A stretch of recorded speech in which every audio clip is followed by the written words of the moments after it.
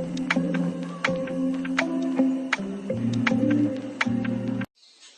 Guys, welcome back to my YouTube channel fun with study.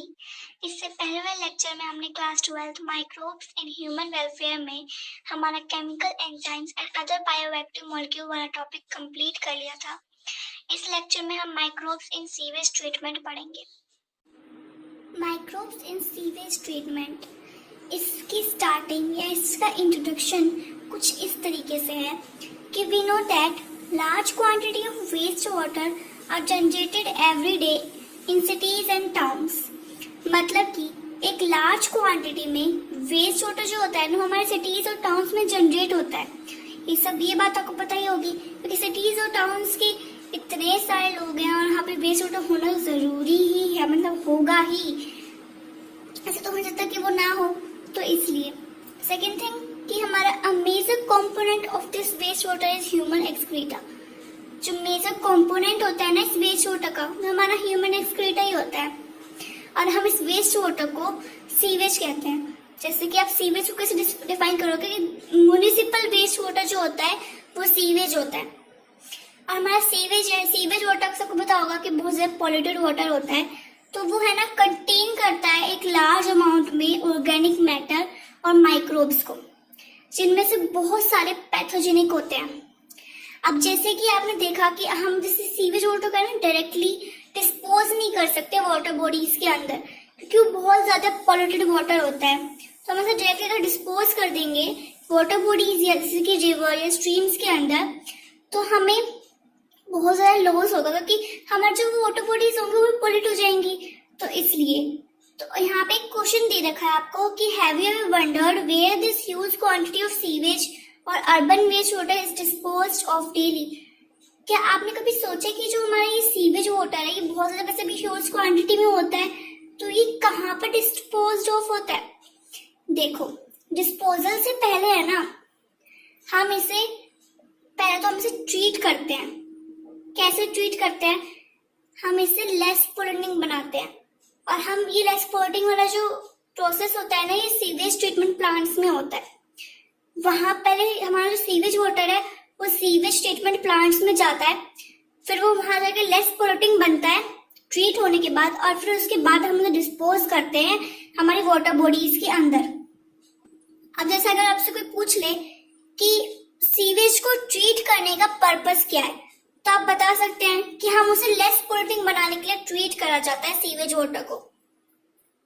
आगे हमने देखा कि जो हमारे हेटेरोट्रॉपिक माइक्रोब्स होते हैं ना, वो हमारे इस ट्रीटमेंट में हेल्प करते हैं।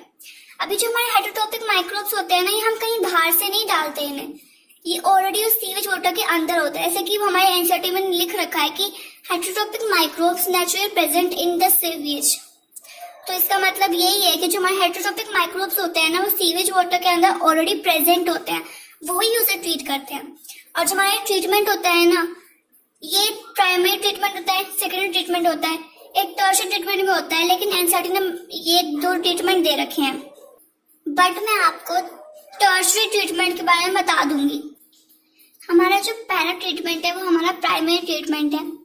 प्राइमरी ट्रीटमेंट में बता रखा है कि एक वो फिजिकल प्रोसेस है ये जिससे हम लार्ज एंड स्मॉल पार्टिकल्स को रिमूव करते हैं through filtration and sedimentation. This treatment steps basically involve physical removal of particles large and small from the sewage through filtration and sedimentation। अब filtration एक sequential filtration होता है इसमें। और sequential filtration मतलब होता है सीक्वेंस में हम इस वाटर को फिल्टर करते हैं, जिसमें से हम फ्लोटिंग डेब्रिस का मतलब है कचरा या मलबा टाइप जो होता है वो हम हटाते हैं उस फिल्ट्रेशन से।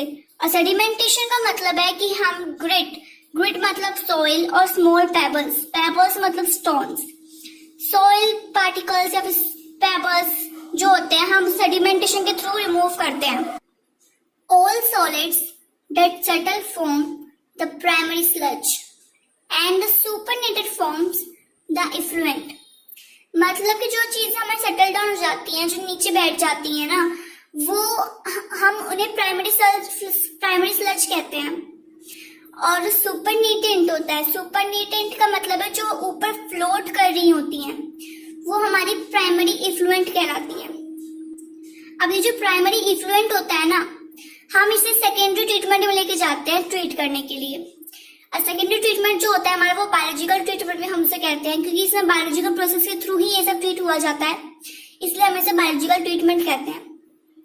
The primary effluent is passed into large aeration tank where it is constantly agitated mechanically and air is pumped into it. इस लाइन का मतलब है कि जो हमारा जो प्राइमरी इफ्लुएंट होता है ना, हम उसे एक लार्ज एरेशन टैंक में से पास करते हैं और वहां पर है ना एक मैकेनिकल प्रोसेस के थ्रू एक कॉन्स्टेंटली मिक्स होता है। एजिटेट का मतलब मिक्स होना या फिर हिलाना होता है। मिक्स होता है ये एक प्रोसेस होता है जिसके थ्रू हमारा जो एरोबिक माइक्रोब्स होते हैं ना, उनकी ग्रोथ जो होती है वो दिखती है। और इसमें है ना एक टर्म दे रखी है फ्लोक्स। जो फ्लोक्स टर्म है ना यहाँ पर, इसका मतलब होता है बैक्टीरिया और फंगई का एक जाल। ठीक है, मतलब कि एरोबिक देखो यहाँ पे एक एरोबिक वर्ड यूज करा है। एरोबिक का मतलब यहाँ पे ऑक्सीजन प्रेजेंट होती है, इस वजह से हम इसे एरोबिक कह रहे हैं, तो इसलिए हम यहाँ पे एरोबिक वर्ड यूज करा है। और है ना फ्लोक्स का मतलब होता है एक बैक्टीरिया और फंगई का जाल होता है ये, जैसे कि यहाँ बता रखा है। एक डेफिनेशन इसकी ये होती है कि flocs are masses of bacteria associated with fungal filaments to form mesh-like structure. Mesh का मतलब जाल ही होता है, एक जाल से स्ट्रक्चर बना देते हैं ये। While growing, these microbes consume the major part of the organic matter in the effluent. Growth के टाइम पे है ना, ये जो माइक्रोब्स होते हैं, ये मेजर पार्ट जो होता है हमारे इफ्लुएंट का, ये उसे मतलब कंज्यूम कर लेते हैं। हमारे जो फ्लोक्स होते हैं कंज्यूम कर लेते हैं उसे, जिसकी वजह से हमारा जो बीओडी होता है ना वो डिक्रीज हो जाता है। ऐसे अगर सुना होगा, जो हमारा बीओडी, अगर किसी ऐसे बोलते हैं ना कि बीओडी कम है तो मतलब वो लेस पॉल्यूटेड वाटर है, तो यहाँ पे ये चीज होती है कि हमारा जो बीओडी होता है ना वो डिक्रीज हो जाता है। हमारा जो बीओडी होता है इसकी फुल फॉर्म होती है बायोकेमिकल ऑक्सीजन डिमांड। और जो बीओडी टर्म होता है ना, इसका मतलब होता है कि एक ऑक्सीजन का वो अमाउंट जो कंज्यूम करा जाता है। और अगर सारे ऑर्गेनिक मैटर जो हमारे 1 लीटर वाटर में है वो ऑक्सीडाइज हो जाए बैक्टीरिया के थ्रू, इसे बीओडी कहते हैं। और बीओडी जो टेस्ट होता है ना हमारा, वो मेजर करता है कि कितनी ऑक्सीजन हमारे माइक्रो ऑर्गेनिज्म ने अपटेक करी है। और जितना ज्यादा बीओडी लेवल होता है ना, उतना ही ज्यादा वाटर पॉल्यूटिंग होता है। हमारा जो सीवेज वाटर होता है वो तब तक ट्रीट करा जाता है तब तक बीओडी लेवल उसका रिड्यूस ना हो जाए, ताकि वो लेस पोल्यूट ना हो जाए, क्योंकि बीओडी लेवल रिड्यूस होते ही लेस पोल्यूट हो जाएगा। Once the BOD of sewage or wastewater is reduced significantly, the effluent is then passed into a settling tank where the bacterial flocks are allowed to sediment. इस line का मतलब है, एक बार अगर हमारा सीवेज का बीओडी या फिर जो हमारा वेस्ट वाटर होता है रिड्यूस हो जाता है, तो जो हमारा प्राइमरी इफ्लुएंट था ना वो पास हो जाता है एक टैंक में, जहां पे जो हमारा फ्लोक होता है ना वो सेडिमेंट कर देता है। मतलब कि वो जो फ्लोक्स होते हैं ना वहां पे उन्हें सेटल डाउन कर देते हैं हमारे उस चीज को। जो भी हमारा वेस्ट मटेरियल बच जाता है वो सारा का सारा वहां पे सेटल डाउन हो जाता है। और जो हमारा सेडिमेंट होता है, मतलब जो हमारा सेटल डाउन वो जो वेस्ट मटेरियल होता है, हम उसे एक्टिवेटेड स्लज कहते हैं। ये सारी चीजें मैं आपको एक बार डायग्राम के थ्रू ही बताऊंगी। नेक्स्ट लाइन है हमारी कि a small part of the activated sludge is pumped back into the aeration tank to serve as the inoculum। मतलब कि जो हमारा एक्टिवेटेड स्लज हमारा बना है ना वहां पे, मतलब जो सेटल डाउन हुआ था हमारा वेस्ट, वो हमारा एक्टिवेटेड स्लज था। और जो हमारा एक्टिवेटेड स्लज था ना, अब देखो वो सेटल डाउन हो गया नीचे, तो वो कहाँ जाएगा? वो वापस भेजा जाता है थोड़ा सा पार्ट, ज्यादा नहीं, पूरा का पूरा नहीं भेजते उसे, मतलब थोड़ा सा पार्ट उसका वापस भेजा जाता है एरेशन टैंक में एक इनोकुलम के थ्रू। मतलब एक इनोकुलम, जैसे हमने पीछे पढ़ा था ना कि हमें मिल्क से कर्ड में कन्वर्ट करने की इनोकुलम की रिक्वायरमेंट होती है, वैसे हम इसके थ्रू है ना बायोगैस बनाते हैं। तो हम एक इनोकुलम की तरह पार्ट को पीछे भेजते हैं ताकि इससे बायोगैस बन जाए। The remaining major part of the sludge is pumped into large tank called anaerobic sludge digesters. जो remaining major part होता है ना sludge का, वो large tanks में भेज दिया जाता है, जिसे हम anaerobic sludge digester कह सकते हैं। अब जैसे कि हमारा जो सेकेंडरी ट्रीटमेंट है, इसमें हमारा एरोबिक टर्म भी आई है, हमारी एनाएरोबिक टर्म भी आई है, मतलब ऑक्सीजन के थ्रू भी हुआ है और जिसमें ऑक्सीजन नहीं थी उसके थ्रू भी हुआ है। तो ऐसा नहीं कह सकते कि सेकेंडरी ट्रीटमेंट में सिर्फ ऑक्सीजन के थ्रू ही हुआ है कि एरोबिक ही है, ये दोनों है, एरोबिक भी और एनाएरोबिक भी। अब यहाँ पे जो हमारे दूसरे टाइप के बैक्टीरिया होते हैं ना, जो एनाएरोबिकली ग्रो हो जाते हैं, वो दूसरे बैक्टीरिया को और फंगाई को डाइजेस्ट कर लेते हैं जो हमारे स्लज के अंदर प्रेजेंट होते हैं। इस डाइजेशन के टाइम, मतलब during this digestion, bacteria produce a mixture of gases such as methane, hydrogen sulphide and carbon dioxide. These gases form biogas. इस डाइजेशन के थ्रू ना, मतलब इस डाइजेशन के टाइम पर हमारा जो बैक्टीरिया होता है वो एक गैसेस का मिक्सचर जो होता है उसे प्रोड्यूस करता है। वो गैसेस होती है मीथेन, हाइड्रोजन सल्फाइड और कार्बन डाइऑक्साइड। गैसेस का नाम पूछा जा सकता है तो इसलिए इसे अंडरलाइन कर लेना कि मीथेन, हाइड्रोजन सल्फाइड और हमारा कार्बन डाइऑक्साइड, ये जो गैसेस होती हैं ये हमारे बायोगैस को फॉर्म करती है and can be used as source of energy as it is inflammable. अब ये जो पूरा प्रोसेस था, मैं एक बार आपको इससे डायग्राम के थ्रू भी समझा देती हूँ। अब इस डायग्राम के थ्रू समझना कि एक हमारा ये एसटीपी है, मतलब कि सीवेज ट्रीटमेंट प्लांट है।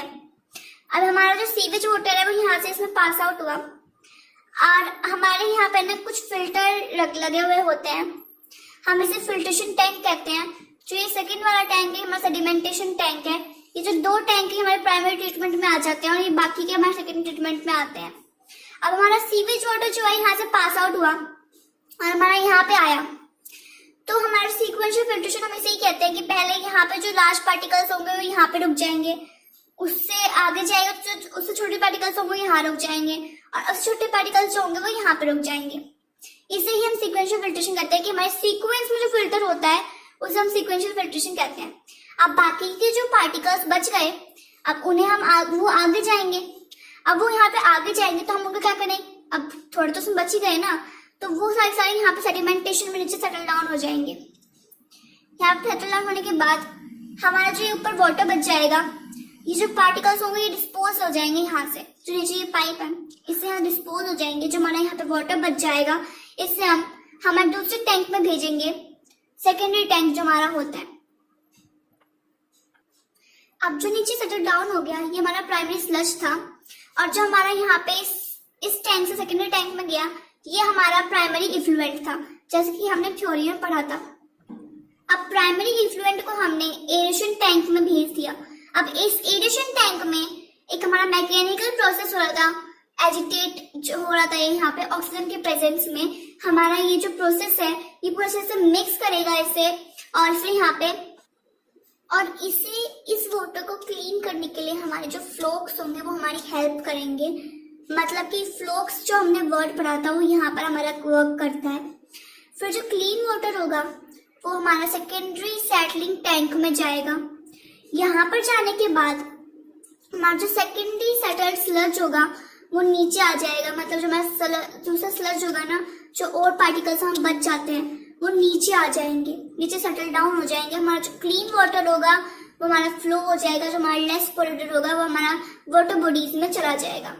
अब जो हमारा यहाँ पे ये स्लज था जो यहाँ पे आ गया, नीचे सेटल डाउन हो गया, उसका जो मेजर पोर्शन होगा ना, हम उसे इस एक्टिविटी स्लज का जो मेजर पोर्शन होगा वो वापस इस एरेशन टैंक में ट्रांसफर हो जाएगा, जिससे हम है ना बायोगैस की फॉर्मेशन करेंगे। मतलब हमारे जो हमने गैसेस के नाम पढ़े थे उनकी हम फॉर्मेशन यहीं पे ही करते हैं कि मीथेन, हाइड्रोजन सल्फाइड और कार्बन डाइऑक्साइड की मिक्सचर होने के बाद हमारी बायोगैस बन जाएगी। अब देखो कितना अच्छा काम होगा कि हमारा सीवेज वाटर जो था वो भी हमारा लेस पोल्यूटेड हो गया और जो हमारी बायोगैस भी फॉर्म होगी। हमारे लिए बायोगैस कितनी यूजफुल है, तो दोनों चीजें इससे फॉर्म हो जाती हैं। और ये जो पूरा प्रोसेस था मैंने डायग्राम के थ्रू बता दिया और मैंने इसकी पूरी थ्योरी पढ़ के बता दी है। अब एनसीईआरटी थ्रू अब हमारा सेकेंडरी ट्रीटमेंट भी पूरा हो गया, प्राइमरी ट्रीटमेंट भी पूरा हो गया। अब इसने बोल रखा है कि you can appreciate how microbes play a major role in treating millions of gallons of waste water every day across the globe. मतलब कि ऐसे देखो, अब आपने कि इसमें पढ़ा कि माइक्रोब्स ने हमारे कैसे सीवेज वाटर को ट्रीट करा है और इसे कितना मतलब यूजफुल बना दिया, हमारे लेस पोल्यूटिंग बना दिया, हमारे लिए बायोगैस फॉर्म हो गई और हमारे डेली यूज में माइक्रोब्स कितने यूज होते हैं। तो आप देख सकते हैं कि जो माइक्रोब्स है ना वो बहुत ही मेजर रोल प्ले कर रहे हैं हमारी लाइफ में। This methodology has been practised for more than a century now in almost all parts of the world. अभी जो मेथड है ना जो हमने ये यूज करा है हर एक मतलब वर्ल्ड के हर एक जगह पर ऐसे मेथड यूज हो रहा है। अब जैसे कि आपको पता ही है कि जो हमारा अर्बनाइजेशन है ना वो इंक्रीज हो रहा है, जिसकी वजह से जो हमारा सीवेज है ना वो प्रोड्यूस कर रहा है बहुत ज्यादा वेस्ट मटेरियल को। लेकिन इतने सारे सीवेज ट्रीटमेंट प्लांट हमारे यहाँ पे अवेलेबल नहीं है, तो वो डायरेक्टली डिस्पोज हो जाता है वाटर बॉडीज के अंदर, जो हमारी वाटर बॉडीज को पॉल्यूटेड बना देता है। इस वजह से हमारी जो मिनिस्ट्री ऑफ एनवायरनमेंट है और फॉरेस्ट है, उन्होंने एक प्लान मतलब एक प्लान को बताया था कि एक गंगा एक्शन प्लान था और एक हमारा यमुना एक्शन प्लान था हमारे मेजर रिवर्स को सेव करने के लिए, उन्हें लेस पोल्यूटिंग बनाने के लिए। हमारी जो रिवर्स है उनके लिए ये प्लान बताए गए थे, बोले गए थे।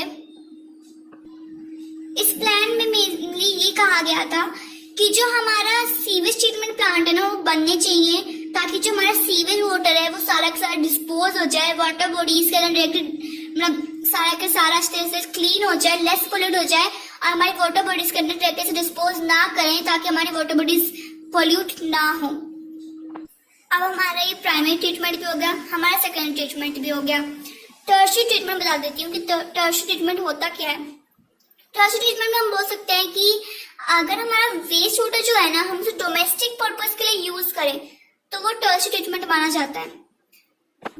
ये एक फिजियोकेमिकल प्रोसेस होता है जिसमें हमारे chlorine gas, ozone gas, UV rays, reverse osmosis etcetera जो भी होते हैं वो यूज होती हैं रिमूव करने के लिए डीडीटी, पेस्टिसाइड, पैथोजेंस और टर्बिडिटी को हमारे वेस्ट वाटर में। ये हमारे टर्शियरी ट्रीटमेंट में आ जाता है। और एक और बात, एक मतलब जनरल इंफॉर्मेशन के लिए कि ये जो हमारा गंगा एक्शन प्लान था ये 1985 में बताया गया था। बस आज का वीडियो लेक्चर यहीं खत्म होता है। Thank you for watching my video और please like my video, please subscribe my channel. ऐसे ही मैं रेगुलर वीडियो डालती रहूंगी। हमारा जो नेक्स्ट टॉपिक होगा वो होगा microbes in production of biogas. और मुझसे अगर इस वीडियो में कुछ बोलने में प्रॉब्लम हो गई हो, कोई गलती हो गई हो तो प्लीज उसे ध्यान मत इतना वो मत करना,